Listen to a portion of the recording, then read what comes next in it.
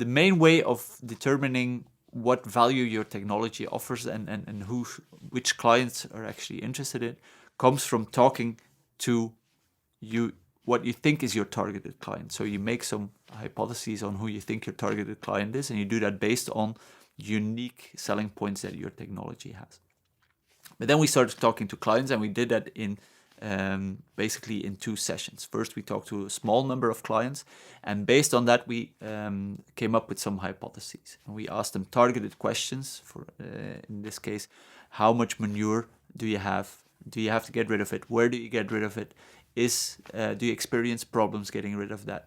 And then you link that to your technology. Then you link that to the unique properties that your technology, for example, has compared to other technologies. And then you go back to your clients. For example, in our case, we talked to 51 farmers, and we said, well, we have this technology, and it solves the manure surplus in this and this way.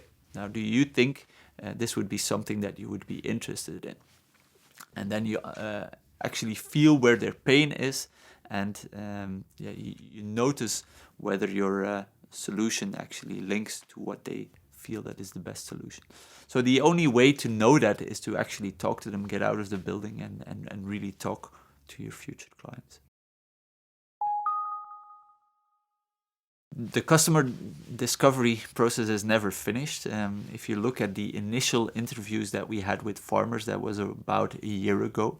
Then we confirmed, we actually proposed some hypotheses, then we confirmed that was a process that took, more or less at least half a year.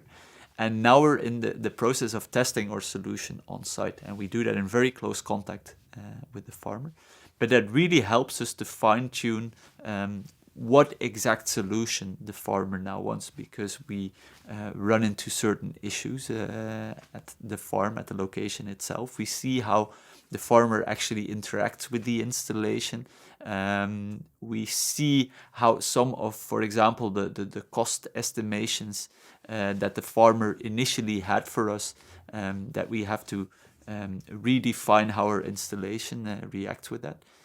So it's a never-ending journey in that aspect, but we see it a bit as a funnel, and we get much more closer to what the farmer now actually wants. And based on that, we want to develop, let's say, really, let's say, a production prototype by the end of this year, and that, in total will have taken about 1.5 years.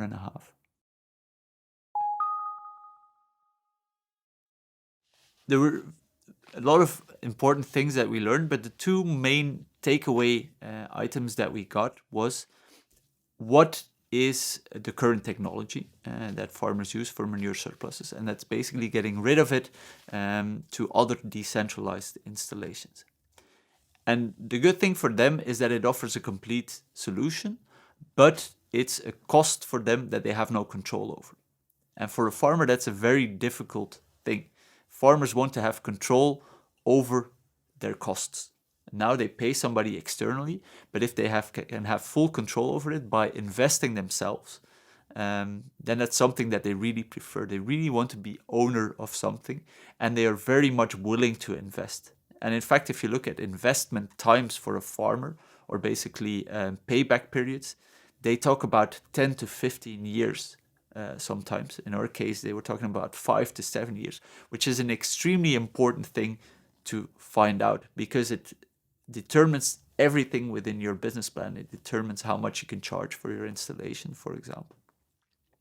So that was one very important thing that we found out. And then the next important thing that we found out was, how do you now sell this? Do you sell this as a product, or do you sell it as a service? And by talking to farmers, we found out that what they really want is, they want to have something that is hassle-free. It has to be worry-free. It has to operate all the time.